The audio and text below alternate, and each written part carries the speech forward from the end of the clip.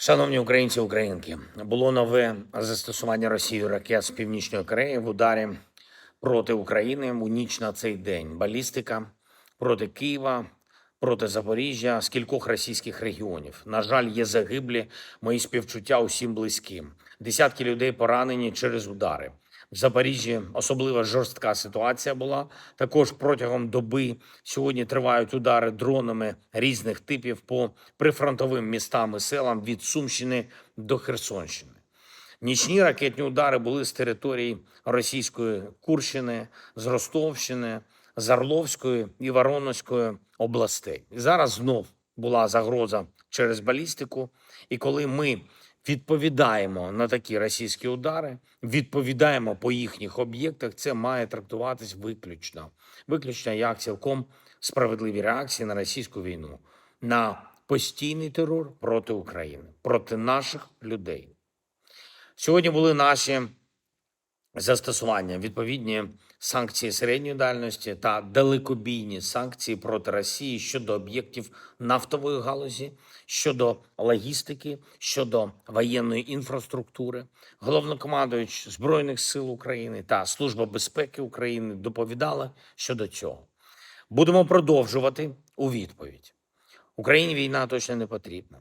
Якщо Путін хоче війни, аж настільки, що тепер вліз в чергову гучну політичну маніпуляцію зі своїми псевдовиборами і вліз так, що побоявся побачити у списку на вибори навіть одну єдину партію, яка хоча б щось говорила про необхідність миру. Зняв партію «Яблоко». То пріоритети його абсолютно очевидні. Була доповідь гурмо Олега Іващенка про підготовку російської мобілізації. Все підтверджується внутрішніми російськими документами. Вони їх готують на осінь, якраз після імітації парламентських виборів. План у Путіна не особливо складний. Він хоче зобразити, що росіяни начебто підтримують війну. Якраз всі партії, які поки допущені, так чи інакше проти миру. І потім, після так званих виборів, планує додаткову швидку мобілізацію кількох сотень тисяч росіян до кінця року. Плюс ще стільки ж на наступний рік. Це на додачу до набору, який вони намагаються виконати по контракту. Втрати російського контингенту на території України щомісяця не менше 30 тисяч осіб. І 60% з них убитими. Загальна кількість окупаційної армії на нашій землі поступово зменшувалась завдяки нашим активним діям та передусім нашому застосуванню дронів. Зараз Путін думає, що додаткова мобілізація та залучення військових з Північної Кореї дозволять йому затягувати цю війну і дозволять збільшувати російську штурмову активність. Ми готуємось до своїх активних дій,